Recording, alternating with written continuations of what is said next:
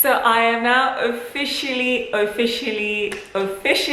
homeowner, and I'm recording this from my living room in my brand new house that I just moved into a couple of weeks ago. And in this video, I just wanted to talk about how I managed to buy a house solo by myself, no parental help, no partner, nothing. It was all just me, and I did it whilst working as a nurse and also as an agency nurse. But first of all, before we get going, hi, welcome. My name is Tembi, and on this channel I talk about travel nursing, living in Australia, and well, now solo home buying. So in this video, I'm going to talk about why I chose to buy a house solo, how I managed to do it as a nurse, and then also the process of buying a house. So I'm going to talk about, you know, going to the lender, going to the mortgage broker, and the whole process of from start to finish, all the way up until settlement day. So this might be a little bit of a long video. So if I were you, I would get a drink, I would get some coffee, whatever you prefer, and yeah, let's dig into this, how I managed to buy a house solo as a nurse. So part one, why did I want to buy a house? Well, this is a very big question. It's a very loaded question. It is buying a house is something I have always wanted to do for as long as possible. Just to give you a little bit of background, so I grew up in England, and I grew up in Luton. I don't know if anyone knows Luton in England. I grew up living in a council flat. It was like one of those sort of, it was actually 14 stories, and we lived on the 12th floor. And I remember pretty much like my whole childhood, as long as I could remember, just always yearning to live in a house, you know, always yearning to have a garden, always yearning to not sort of live in a council property. And there's nothing wrong with, you know, living in a council house or, you know, in government housing, because it's necessary, and, you know, it was necessary, and it was, you know, really good for us at the time. But I've always just wanted something of my own, and becoming a homeowner has been the goal for me for pretty much as long as I can remember, even going back to like when I was in university. You know, I remember when I finished uni, one of the things I wanted to do was to like buy a house within 3 years after graduating and stuff. And I think I've always seen home ownership as like a way of being independent, a way of like just doing your own thing and regulating where you live, not having like the council tell you what to do, not having neighbors you don't want, being able to pick and choose your own neighborhood. So this has been a goal of mine for a very long time. And I will be frankly honest, up until about 4 months ago, I still kind of felt like it was this faraway dream that I would never ever be able to accomplish. So how did we get from 4 months ago, you know, not really believing or knowing if it will ever happen, to me, you know, living in here and being fully moved in? Well, let's talk about the next important step that I really needed to tackle, and that was how to save up for a deposit, and how I did manage to save up for a deposit. So in order to explain how I saved up for the deposit, I do have to go back in time to 2 years ago, which is when I was living in New Zealand. So I lived in New Zealand from 2021 to 2023. I was there for a total of 18 months. It was fantastic. I was working as a community mental health nurse, and in that time I was earning roughly $3,000 or so per fortnight. And at around that time, I wasn't taking home ownership seriously, but I knew it was something I was wanting to do in the future. So just looking at my salary, my income, my outgoing, I was very comfortable. $3,000 a fortnight for me was more than enough to live on in Auckland, and I was able to still save a little bit of money. But then there came a point where I started to really calculate. I was like, okay, the average house price in New Zealand is like what, $600,000-700,000. To save up like a 20% deposit, which is the deposit that, you know, banks like to see, I would probably need to save like $150,000.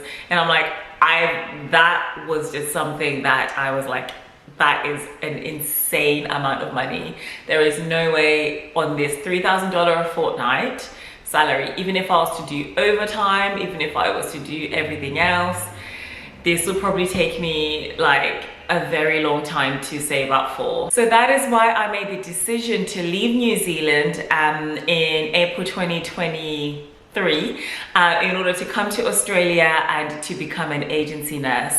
So the reason why I did that was that in order to save money, full stop, you either have to increase your income or decrease your expenses. And I feel like I lived quite frugally, and I feel like I had already decreased my expenses to the max that I could, but I really needed to increase my income and decrease my expenses even more if I was going to do this much quicker. And the quickest way to do that was to just eliminate my living expenses. And the way that I was able to figure out how to eliminate my living expenses was to become an agency nurse in Australia. Agency nursing is where you do, you know, contract work, where you work for anywhere up to 4 to 12 weeks in a different hospital or different facility. And what they do is that the agency and the hospital and the, you know, whoever's employing you, they cover your living costs. So they cover your accommodation, they cover your travel up to the accommodation. So I figured out if I got rid of my apartment in New Zealand, at the time I was paying like $500 a week.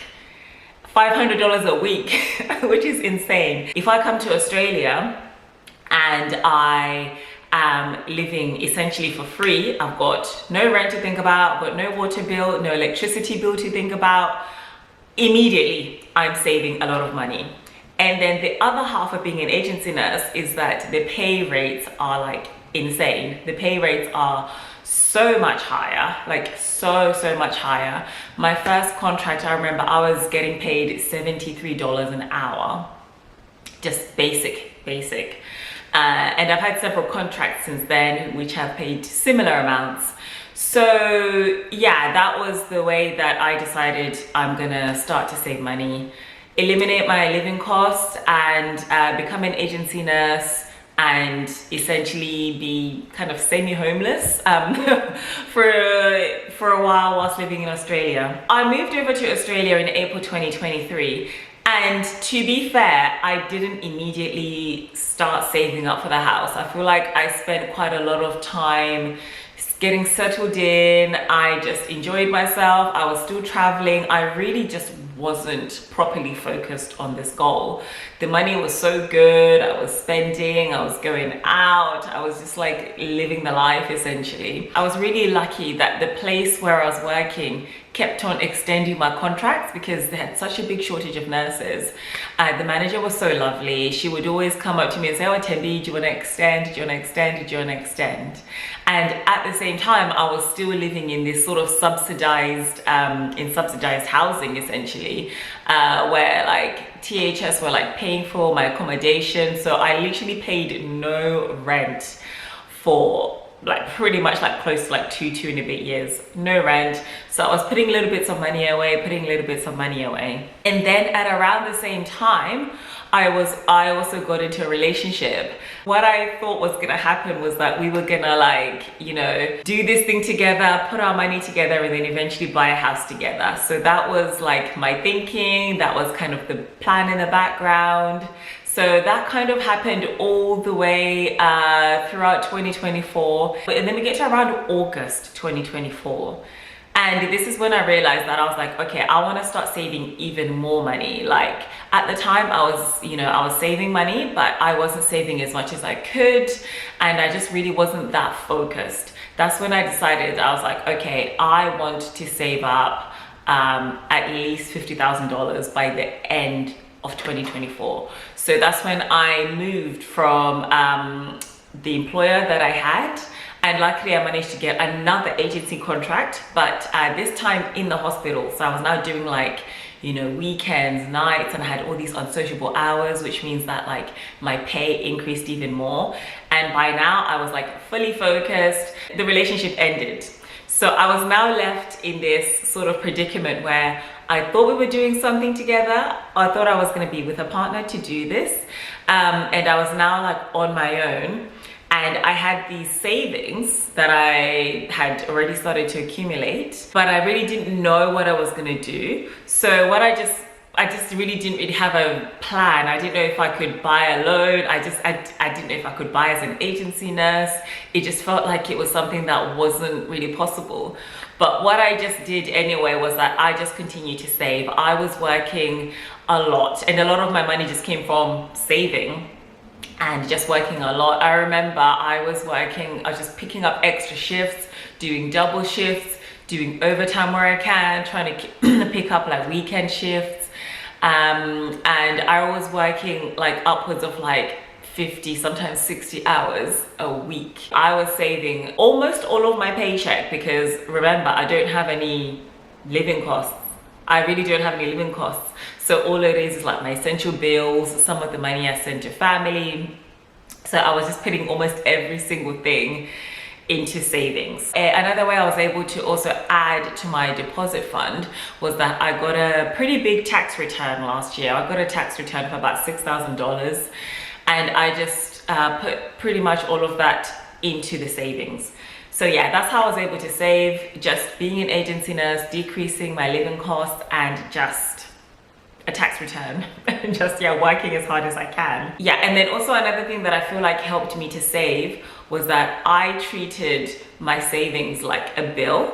Like it was non-negotiable for me to save. It was in my budget, and the amount, I had like a minimum amount I needed to save, and I just treated that as if it was like a water bill or like a phone bill. Like it was just non-negotiable. And then it would go into a separate bank account as well. It was a high yield savings account. So I opened a savings account with ANZ Plus, and they had like a 5.5% interest rate, bonus interest rate as well. So every time I put money in at the end of the month, I would get like $50 interest rate, $60 added interest. And that really helped to like keep me motivated in those months. And then the next part is how I actually came to the process of buying the house, essentially.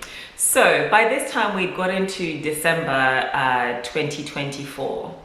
I was still saving. And then I felt like I just needed more information. I didn't know whether or not I was gonna need to get a permanent job. I didn't know how the mortgage process worked in Australia. I didn't know if I needed 20% deposit. I just didn't know how any of it worked. So I felt like I needed to go and see like a professional, like someone to just like tell me how it is. In around December time, I also met, I met someone who was also a solo home buyer. Like they had bought their house alone and they were 30 as well. And I was like, oh my God, like I didn't think this was possible. Like for some reason, I just didn't think it was possible. And I was like, oh my God, how did you manage to buy a house? Like, how did you do it? What did you do? And then, he told me that he did it with a 5% deposit. He told me about the first homeowner's guarantee, and I was like, what? I thought you needed a 20% deposit. And then he was just like, look, this is my mortgage broker. Go and talk to them. Go and see what they say. So in December, that's when I made an appointment with a mortgage broker. Before you go in to see a mortgage broker, they ask you to write down like a list of like all your income, your expenses, etc. And I did everything. Yeah, wrote down everything. My credit cards, like I have one credit card as well. And then I went in for my initial appointment with the mortgage broker. I think it was like on December 14th or 15th. The mortgage broker is free, by the way. They get their money from the bank. So whenever you get your mortgage, that's how they get paid. So, but for you, everything is completely free. You don't need to pay for a mortgage broker. So I went to this mortgage broker. We had a chat and I was like, look, this is my financial situation. I am an agency nurse at the moment. Can I get a mortgage? Is there any hope of me even being able to buy a house alone? And like, what is the process? Do I need to get a permanent job? And then he said, look, your income is really good. From the amount that I can see in your savings, these are excellent. And then he also told me about like various like schemes that they have in Australia for first home buyers. One of those schemes is called the first home owner's guarantee. And that basically means that you can get a mortgage with a minimum of 5% deposit, and the government would guarantee the rest. Because normally banks like you to have a 20% deposit. If you don't have a 20% deposit, you have to pay something called lender's mortgage insurance. And that's just basically insurance that the bank charges you for being a higher risk customer because you have less than 20% deposit. However, with this first homeowner's guarantee, if you're a first-time home buyer, then you can put down as little as 5% deposit, and then the government guarantees the rest of the loan for you, and essentially you don't have to pay this lender's mortgage insurance, and that saves you thousands of dollars. And I was like, oh my god, that is so good, because this whole time I thought I had to have like a 20% deposit, and he's like, no. And then the next part was him to he looked at my income, and he said, oh, this is a fantastic, incredible income. And then he looked at my savings, and he said, these are like great savings. You've got enough money to actually like buy a house tomorrow if you wanted. And that's not something I was expecting. The only part that we weren't sure of was whether or not I would be able to be approved for a mortgage as an agency nurse. So he said, look, let me go away, let me do some research, and let me see if there will be any banks that will be willing to lend you. So he later came back to me, and then he said, look, of all the banks that he has contact with, everyone wants me to have a permanent job, but there's only one bank that said it was totally fine, and that bank was NAB, National Bank Australia. So that was the only bank that would be willing to lend to me as an agency nurse. The only stipulation that they had was that they needed to have 6 months worth of like all of my bank statements, as well as all of my pay slips. The next part of it, I think this is now part 4, we come on to pre-approval. So at this point, I hadn't started looking at houses. I didn't want to look at houses until I have a pre-approval. And for those that don't know, a pre-approval is basically something that is basically where you go to a bank, you give them your financial information, and then they look at your or your income, your outgoings, and they tell you, okay, you are eligible to borrow up to this amount of money, and that allows you to sort of see how much money you can actually realistically borrow. And I was really nervous because I was just like, oh my god, I haven't got my finances in order, I've got a credit card, you know, like how is this gonna work? I was really nervous. I also had to send in like my tax returns from the previous year and all of my documents, my visas. It felt literally like I was giving my life away. Like I had to give everything away. Like it was, yeah, it was a lot. It was a lot of information to have to give, and I can make a separate video about all of the documents that I had to submit. Anyway, and because this was like around Christmas time, everything was kind of like shutting down. So it took a couple of weeks for the pre-approval to actually come back.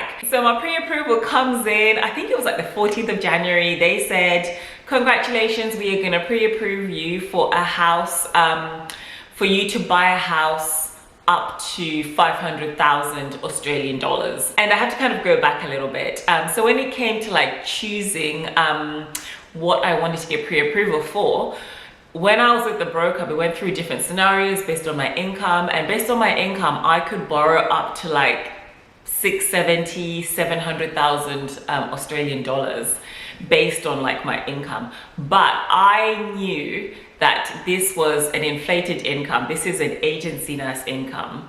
And if I was to get, you know, a house for 700,000, yes, I could afford it as an agency nurse, but there's gonna come a day when I wanna do permanent, I wanna quit, I wanna do something else, and my income is gonna drop and I won't be able to afford those payments.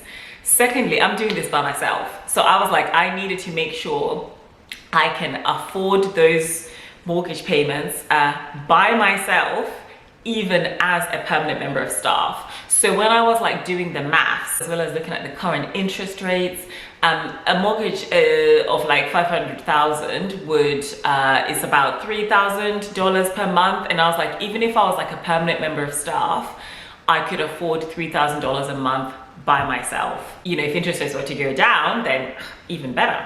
So that's where the 500 came from. And the pre-approval was valid for 3 months. So if I took longer than 3 months to find my house, then I would have to go through the whole process again. So around this time, I started looking at like houses on realestate.com. I came to the conclusion that I wanted a 2-bedroom unit basically, and I wanted it to be like standalone on the ground with a garden. Like I didn't want a unit within an apartment complex, simply because I've lived in apartments all my life and I just didn't want that at all. Like I wanted to have, you know, a little bit of space.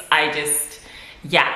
And then also my second thing that I wanted something that was newer, something that had just been recently built or had been built in the last sort of like 10-15 years or so, simply because I was not going to do any DIY. I can tell you that for free. I'm not a DIY person. You will not catch me, you know, trying to rip up a kitchen. I was like, I do not have time for any of that. I just want something that is like ready to move in, that I can move into, start decorating. And it was going to be expensive anyway, but I was like, I'm gonna have to buy furniture.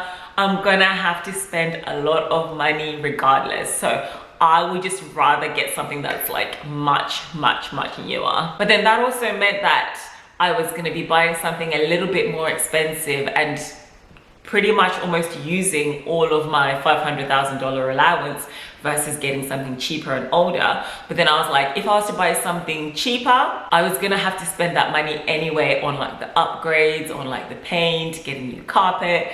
And if I buy something more expensive anyway, I wouldn't have to spend all that money on the DIY. So I was like, regardless, I'm gonna spend a lot of money, and I was like, I'd rather spend the money on the front end rather than the back end. And then the third thing I was also considering was the fact that like, this is a home that I'm committing to living in for at least the next like 7 to 10 years, like, or even longer. So I wanted to buy a place which I knew I wasn't gonna like outgrow quickly, a place where I could even like get married here, or if I meet someone and, you know, have at least 1 or 2 kids. You can do that in a 2-bedroom, in a 2-bed, especially if you have a garden, you can stay even longer. Whereas if I was in like maybe like an apartment or somewhere that didn't have like that outdoor space, I probably would be forced to move on or to look at buying something else a lot sooner. So part 4, the property search. How I found this place, it was literally by sheer luck. One day I just saw on realestate.com, I was like, oh, there was like a set of like new build units that have just been, that were in the process of being built, and a couple of them had just finished being built. So I was like, oh, this was actually quite, you know, in the same neighborhood as, you know, my friend and stuff. So I was like, oh, this looks nice. Let me go and check it out. I contacted the real estate agent and I said, look, can I come for a viewing? The viewing was going to be on a Saturday, but I was working that Saturday. And then he said, look, come over on Friday evening and just view the place to yourself. Basically, there were 2 units that they just finished building them. So I came on Friday night, came to do the viewing, and this unit they just finished building it. It's a new build, essentially. They just finished building it. It was in budget. It was on sale at the time for, I think it was like $480,000. And my pre-approval limit was $500,000, so it was in budget. I was like, this is exactly what I want. Standalone unit with a garden, 2 bedrooms, lots of space, quiet, great neighborhood. Yeah, like this is it. I was like, there's no way I'm gonna go and view other units. I just made my mind up then and there. I was like, this is the one I want. I'm not gonna go look at any other ones. By fire, by force, I'm getting this one. I decided to make an offer on the place, and then this is where we're gonna talk about offers and being under contract and everything. So I decided to make an offer for this place. The asking price was $479,000. I decided to offer $486,000 because one of the other units had sold for like 485. So I was like, okay, if I offer 486, they're asking for 480. Let me see if I can get this. And they said no. They came back and said, no, we don't want 486. We want 500,000. And I was like, ain't no way. There is no way on earth I'm gonna give you 500,000. I did not want to use my maximum limit. And then I went back to the real estate agent and I was like, no, how about 490? And then he came back to me later on and he was like, no, the owners have said they're not gonna accept anything less than 495. And then I really just had, this is where I really had to think about this. I was like, okay, I could go back and forth and do this bidding war, but at the end of the day, I want this house. It is within my specifications. It is a new build. And to be fair, with new builds, you're gonna be overpaying regardless anyway. I was like, it is a new build. It is pretty much exactly what I have been wanting and exactly what I have been like looking for. So, yeah, I just decided to just be like, okay, fine, you want 495? There you go, you can have 495. And I made that offer and I was like, look, if they decline this, then you know what, I'm gonna have to move on. And then, yeah, they accepted that offer on the same day, and then all the contract documents were written up, and yeah, I was now officially under contract. Then the next part of it was just like the process of being under contract. So I had to arrange things like a building inspection. And again, I will go into details about all of this in a separate video. But yeah, the next thing was to arrange a building inspection. And even though this is a new build, it's still really important to always do like a building inspection, and that's where you get someone to like come and like check out the building to make sure that it's structurally sound, etc. And then at this point, whilst I was on a contract, a lot of it was kind of out of my hands. So I had my conveyancer who was dealing with that side of things, and then I also had my broker who was also dealing with the bank. And then eventually I got my unconditional mortgage offer from the bank, which said, yeah, we fully approve your mortgage, and yes, you can buy the house. And then it was then from that point on, of when I got my final approval from the bank, when I got my unconditional approval from the bank, settlement was 30 days later. Yeah, from when I went to see the mortgage broker, which was like mid-December, mid-January, mid-Feb, from when I went to see the mortgage broker to when I got the keys to my house was about 10 weeks. It was so quick. It was so quick. And you know, what sped it up more was that obviously I was moving into a vacant building. I had all of my finances in order. I had everything in order. Like I said, I'm gonna do separate videos which go into a lot more depth about all of the costs that were involved in buying this. And then number two, the whole step-by-step process from like start to finish. So if you are a nurse or you're a migrant, you know, trying to buy your first home, there's like a lot of fear and misinformation that tells you like you can't do this if you're solo, you can't do this if you're a nurse, you can't do this if you're a migrant, you can't do this if you are an agency nurse. No, actually, there's a lot of misinformation. I'm just here to tell you that no, that is definitely not the case. Just look at my my situation. Anyway, guys, I know it's been a bit of a long one. Thank you so much for sticking around to watch this. I really appreciate your help. Give this video a thumbs up if you liked it. But apart from that, I will see you in the next video. Thanks, bye.